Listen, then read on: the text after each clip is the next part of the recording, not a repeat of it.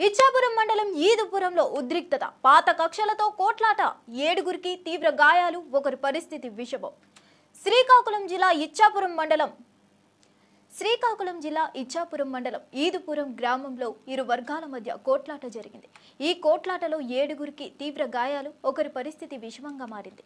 తీవ్ర గాయాలు పాలైన 7గురిని ఇచ్చాపురం ప్రభుత్వ ఆసుపత్రికి తరలించారు. ఒకరి పరిస్థితి విషమించడంతో మెరుగైన చికిత్స కొరకు బరంపురం ఆసుపత్రి తరలించారు. పాత కక్షలే కారణమంటున్న స్థానికులు స్పష్టం చేశారు. ఫిర్యాదు అందుకున్న పోలీసులు గ్రామంలో పికెటింగ్ ఏర్పాటు చేశారు. ఇచ్చాపురం రూరల్ పోలీసులు కేసు నమోదు చేసి దర్యాప్తు చేస్తున్నారు. మా శ్రీకాకుళం జిల్లా ఇచ్చాపురం మండలం ఈదుపురం గ్రామం.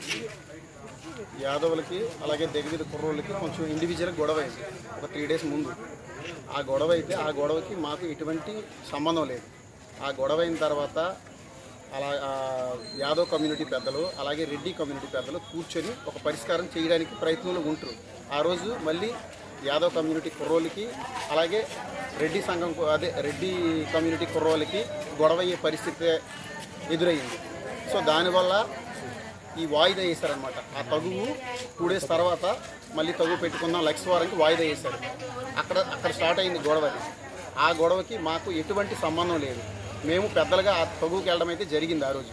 అయితే ఈరోజు నేను శ్రీ సత్యసాయి విద్యానికేతన్ స్కూల్లో నా పిల్లలిద్దరూ చదువుతున్నారు.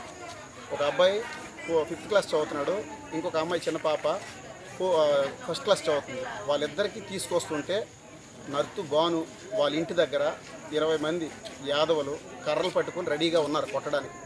ఫస్ట్ వస్తున్నప్పుడు నర్తు బాను కొడుకు నర్తు రాజా ఆడు తొడగొట్టాడు నా వైపు చూసి. అక్కడి నుంచి నేను అలా వస్తుంటే ఇంకా ఒకేసారి 15-20 మంది దాడికి దిగారు ఇంకా కర్రలు పట్టుకొని. నేను ఇంకా బైక్ నుంచి దిగలేదు. నా పిల్లలు ఉన్నారు ఇద్దరు, స్కూల్ బుక్స్ ఉన్నాయి. ఈరోజు కొత్తగా బుక్స్ ఇచ్చారనుకొని వాళ్ళకి వెయిట్ అయిపోద్దని వెళ్ళాను అనమాట నేను తీసుకురావడానికి. అలాంటప్పుడు దాడి చేశారు. అక్కడ నుంచి కొట్టారు, ఎలా పడితే అలా కొట్టారు కర్రలతో. అందరూ 15 మంది ఎలా పడితే అక్కడ మొత్తం వీపు, ఈ బుర్ర మీద, అలాగే ఈ చేతులు మొత్తం కాళ్ళు అన్ని ఎక్కడ పడితే అక్కడ కొట్టారు. అక్కడ నుంచి నేను పరిగెత్తుకుంటూ పారిపోయాను. అక్కడ నుంచి వెళ్ళిన తర్వాత ఇంటి దగ్గరికి వెళ్ళాము. ఇంటి దగ్గరికి వెళ్ళిన తర్వాత నా ఫ్రెండ్స్తో శంకరు అలాగే ఒక 4-5 కుర్రాలు వచ్చారు నా ఫ్రెండ్స్. అరే నేను ఏమీ చేయలేదు, అసలు గొడవకి నాకు సంబంధం లేదు, నాకు ఎందుకు కొట్టారో తెలియదు అంటే అడగడానికి వెళ్ళాము. వెళ్ళినప్పటికీ కత్తులు కర్రలు పట్టుకొని వాళ్ళు ఇంకా రెడీగా ఉన్నారు. వెళ్ళిన వెంటనే శంకర్కి, అంబడి శంకర్ అనే వ్యక్తికి 3 దగ్గర ఇలా కత్తితో 3 దగ్గర బుర్ర నరికారు. అతను ఇప్పుడు ప్రాణాపాయ స్థితిలో ఉన్నారు.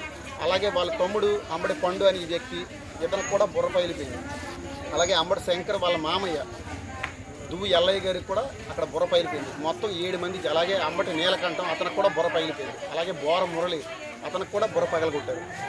గతంలో కూడా వీళ్ళ అరాచకాలకు అస్సలు హద్దులు లేవు. చూడడానికి చిన్న కుర్రోళ్ళలాగా ఉంటారు కానీ వాళ్ళ పెద్దలు ఏమంటారంటే పోలీస్ స్టేషన్కి ఎక్కడికి గతంలో కూడా వాళ్ళ మీద 2-3 కంప్లైంట్లు ఇవ్వడం జరిగింది. అక్కడికి వెళ్తే వాళ్ళ కుర్రోళ్ళు మైనర్లు అని చెప్తున్నారు. ఆధార్ కార్డులు ఫేక్ ఆధార్ కార్డులు చేసుకొని వాళ్ళ మైనర్లు అని చెప్తున్నారు. ఎన్నో సందర్భాల్లో ఈ యాదవుల నుంచి అసలు రెడ్డి కులం అసలు బతకాలంటే భయంగా ఉంది ఈదుపురంలో. వాళ్ళు అసలు వాళ్ళ పెదనాన్న నర్తు నరేంద్ర వాళ్ళ కుటుంబంతో సంబంధం పెట్టుకొని వీళ్ళందరూ అతనికి చూసి అది ఏం చేసినా సరే అవుతుంది, ఏం చేసినా చెల్లుబాటు అవుతుంది, మాకెవడ అడ్డు ఊర్లో మేమే అజమాసి చేస్తాము, మాకెవడ అడ్డానికి లేదు, ఏ రెడ్డికి కానీ ఎవడికి కానీ కొడతాము. గతంలో చాలా మందికి ఇలాగే కొట్టున్నారు.